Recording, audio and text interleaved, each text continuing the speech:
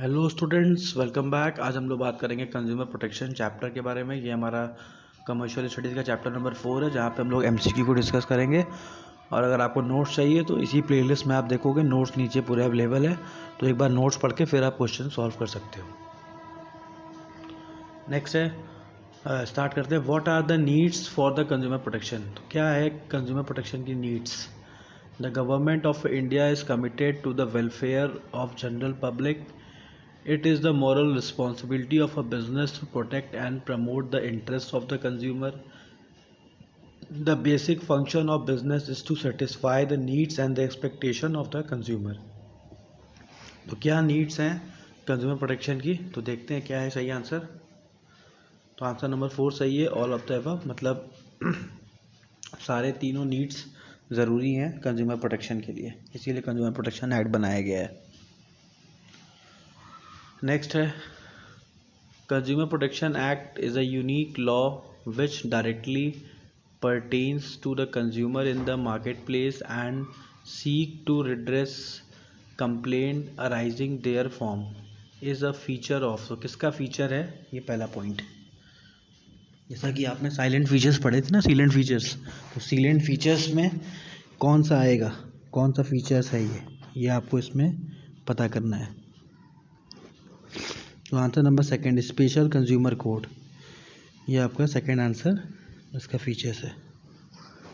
अब आते हैं next. Consumer protection act 1986 provide effective safeguard to the consumer against various type of exploitation and unfair trade practices is the feature of the act. किसका features आएगा देखिए, safeguard to consumer against the various type of exploitation. तो exploitation से बचाने की बात हो रही है। सही आंसर है fourth, comprehensive provision and effective safeguard. तो इफेक्टिव सेफगार्ड ही आपका सही आंसर है, क्योंकि कंज्यूमर एक्ट बनाया ही इसीलिए गया है ताकि कंज्यूमर्स की हेल्प की जा सके। पहले के टाइम में क्या होता था, नॉर्मली कोर्ट्स में लोग कंज्यूमर जाया करते थे, और नॉर्मली कोर्ट्स में जाने से होता क्या था, उनकी बातें देर में सुनी जाती थी, क्योंकि ऑलरेडी बहुत सारे केस पेंडिंग होते थे। तो गवर्नमेंट ने क्या किया, कंज्यूमर प्रोटेक्शन एक्ट पास कर दिया। उससे फ़ायदा क्या हुआ कि अब कंज्यूमर डायरेक्टली अपने प्रॉब्लम्स को कंज्यूमर कोर्ट में जाके रजिस्टर कर सकता है, और वहाँ स्पीड से काम हो जाता है। अब है next, consumer protection act 1986 provide district forum as based the state commission at middle at the national commission at the apex level. तीन अलग अलग लेवल्स के फोरम को अलग अलग लेवल से बनाया गया है। सबसे नीचे आपका डिस्ट्रिक्ट है, फिर स्टेट है, फिर नेशनल है। तो ये किस में आएगा, कौन से फीचर्स में आएगा? तो उसका सही आंसर है answer number 1, 3 tier grievance redressal machinery. अब आते हैं next. Under consumer protection act 1986 there are no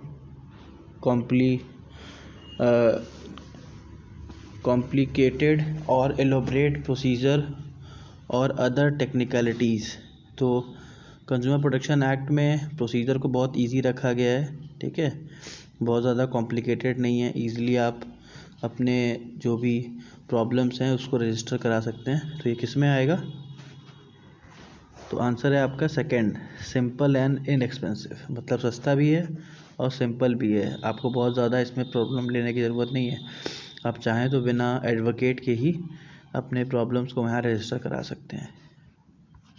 अब आते हैं next. Under consumer protection act 1986 lays down time limits for the disposal of the case so as to provide speedy redressal of the grievances. तो उसका मतलब क्या हुआ कि consumer protection act में जो भी आप प्रॉब्लम्स लेके जाते हो, जो भी केस रजिस्टर कराते हो, वो एक टाइम लिमिट में सॉल्व होना चाहिए, ऐसा एक्ट में लिखा है, ठीक है, कि ताकि लोगों को टाइम ना लगे अपने केसेस को लेके। तो ये किसका फीचर्स है, देखते हैं कौन से पॉइंट का फीचर है। पहला है टाइम फ्रेम। टाइम फ्रेम होने की वजह से थोड़ा सा लोग खुश हैं कंज्यूमर प्रोटेक्शन एक्ट से। अब आते हैं next. Under the consumer protection act 1986 allows filing of the class action complaints on the behalf of the group of the consumer having common interest. तो यहाँ पे क्या बता रहा है कि एक क्लास मतलब एक जैसे प्रॉब्लम्स को एक साथ आप केस फाइल कर सकते हैं जाके वहाँ पे कंज्यूमर कोर्ट में। तो ये कौन सा फीचर्स है देखते हैं। तो सही आंसर है आपका time frame allows the filing of the class, नहीं ये गलत है, आपका आंसर होगा फोर्थ क्लास एक्शन। इसको आप लोग सही कर लीजिएगा। पॉइंट नंबर फर्स्ट आपका सही आंसर नहीं है, पॉइंट नंबर फोर्थ आपका सही ऑप्शन है। अब आते हैं next. Under consumer protection act 1986 a consumer can protect against the food adulteration, short weight and over charging. It is the features of. तो अब यहाँ पे देखते हैं क्या सही आंसर होता है कि जहाँ पे फूड एडल्ट्रेशन, शॉर्ट वेटिंग और ओवर चार्जिंग पे कंज्यूमर ध्यान देते हैं, ऐसा कौन सा पॉइंट है। तो सेकंड है check on unfair trade practices, तो ये आपका सही आंसर है। अब आते हैं next. Under the consumer protection act 1986 organise consumer and to educate them and the act also provide for the formation of consumer protection council in every state. तो consumer protection council बनाया गया है हर एक state में। तो ये इसका सही आंसर देखिए क्या होता है ताकि कंज्यूमर को प्रोटेक्ट किया जा सके। तो सही आंसर है कंज्यूमर प्रोटेक्शन काउंसिल ही, पॉइंट नंबर फर्स्ट। नेक्स्ट आते हैं the right to protect against the marketing of goods which are hazardous to life and the property comes under which right of the consumer. देखते हैं। पहला है right to safety. Right hazardous goods को आप ख़रीदने जा रहे हो तो उसके लिए उसमें प्रिकॉशंस लिखे होते हैं, क्या आपको प्रिकॉशन लेना है उस चीज़ को यूज़ करने के लिए, क्योंकि वो आपको नुकसान कर सकता है। ठीक है, जैसे सिगरेट्स के बॉक्स में लिखा रहता है smoking is injurious to the health. ये सब चीज़ें जो लिखी होती हैं ये सब राइट टू सेफ्टी की वजह से लिखी होती हैं। ठीक है, क्योंकि आपको बताया जाता है कि आप इस चीज़ को यूज़ करिए मत करिए, जो भी है आप इसको जानिए कि हाँ ये आपको इस तरीके से नुकसान कर सकता है। नेक्स्ट है the consumer has the right to be informed about the quality, quantity etcetera of the goods which intends to purchase. तो कंज्यूमर जो भी सामान खरीदने चाह रहा है उसके पास राइट है कि उसके बारे में वो इन्फॉर्मेशन ले सकता है। तो देखते हैं क्या है सही आंसर। तो simply the right to be informed. अब आते हैं the consumer should be assured access to the variety of the goods at a competitive price. तो यहाँ पे क्या है कि कोई भी कंज्यूमर गया है कोई भी सामान खरीदने के लिए तो उसके बाद ऑप्शन होता है कि वो सारे वैरायटी ऑफ गुड्स को देखे और फिर उस पर डिसाइड करे कौन सा उसको गुड्स लेना है।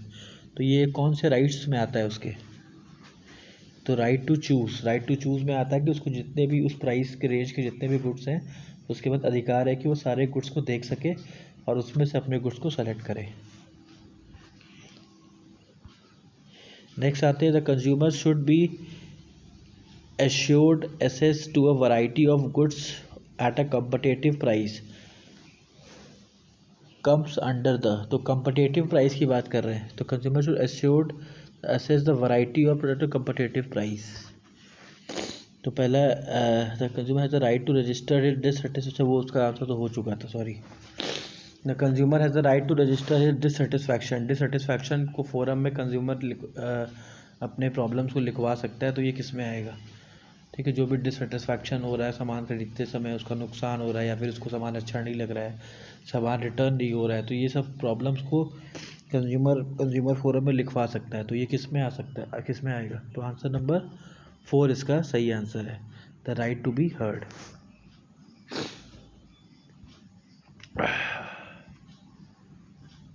अब आते हैं next. The consumer has right to get claim and the complain settled. तो क्लेम और कंप्लेन को सेटल करने के लिए भी राइट्स होती है कंज्यूमर के पास। तो क्या कौन सा आएगा जहाँ पे उसके क्लेम को सुना जाए, उसको सेटल किया जाए, तो वो आपका आंसर आएगा answer number 3, right to seek redressal. अब आते हैं next, the consumer must be made aware of his rights and the remedies available under the law come under. तो कंज्यूमर के पास क्या क्या राइट्स है, क्या क्या रेमेडीज़ अवेलेबल है उसके पास लॉ के अंतर्गत, उसको कैसे पता चलेगा? तो वो आपका सही आंसर आएगा right to consumer education. Right to consumer education से कंज्यूमर अपने सारे राइट्स को जान जाता है। क्लियर है? Thank you student for watching. हमारे चैनल को प्लीज़ सब्सक्राइब करिए और शेयर करिए। Thank you.